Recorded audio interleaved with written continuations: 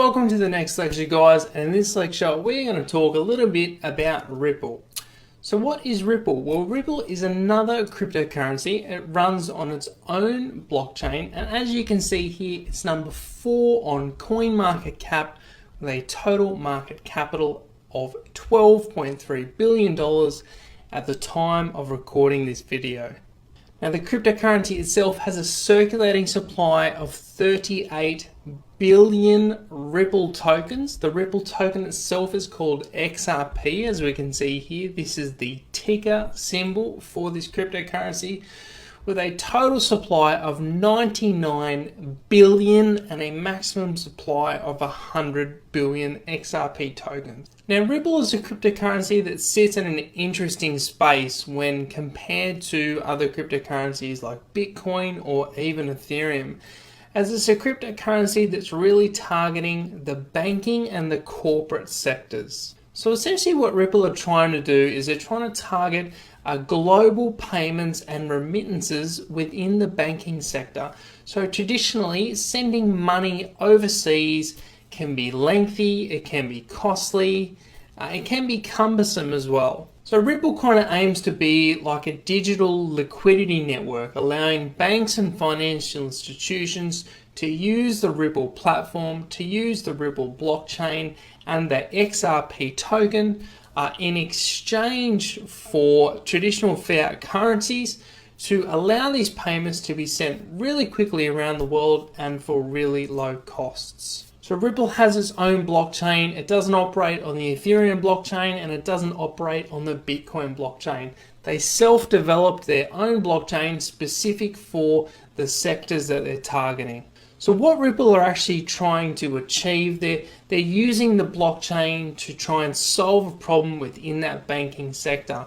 It's very different to what Ethereum is doing, and it's very different to Bitcoin. Bitcoin being this distributed, decentralized currency. So Ripple is a good example of how the blockchain technology and that distributed form of information and public storage on the blockchain instead of using that centralized database, and how this new business model can transform other industries. So that's pretty much it for Ripple, guys, and that's it for all the cryptocurrencies we're going to cover. There's currently over 1,300 different cryptocurrencies, but the process we followed in examining each one of these cryptocurrencies is the same kind of process you should follow as well when you're looking at investing into a particular cryptocurrency. There are just so many factors and different criteria that can be applied when looking at potential cryptocurrencies to buy. It's just a matter of what works for you and what methodology you come up with that best suits your investment strategy. So guys, that finishes this up for this lecture. Let's move on to the next one, where we'll talk about altcoins in many different ways, and we will go into this further in other lectures. But as we discussed about Bitcoin, Bitcoin's primary purpose is to be a currency, to be used in replacement of a traditional, say, Australian dollar.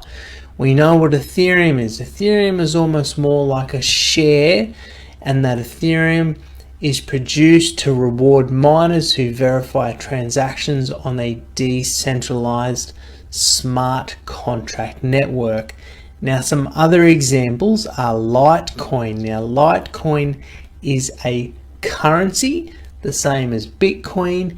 It was a fork off the Bitcoin blockchain quite a few years ago. We have Dash. Now, Dash is a currency as well. It is a privacy currency. We have Neo. Now, Neo is similar to Ethereum, where it is a platform for decentralized applications, but it can be the decentralized applications can be built using a variety of different programming languages. Now, Neo is a good example to use here about its tokens usability, because if you hold the Neo token, you can actually store that in a wallet and get a dividend. Now, the dividend is called gas. Now, gas is produced at a rate depending on how much NEO you actually hold. So all these tokens all have different use cases. Some of them are currencies, some of them are used in the blockchain ecosystem, which we'll go into further in other lectures, but every single one has a story and every single one has a different purpose. So that is the definition, and that is the purpose of a token.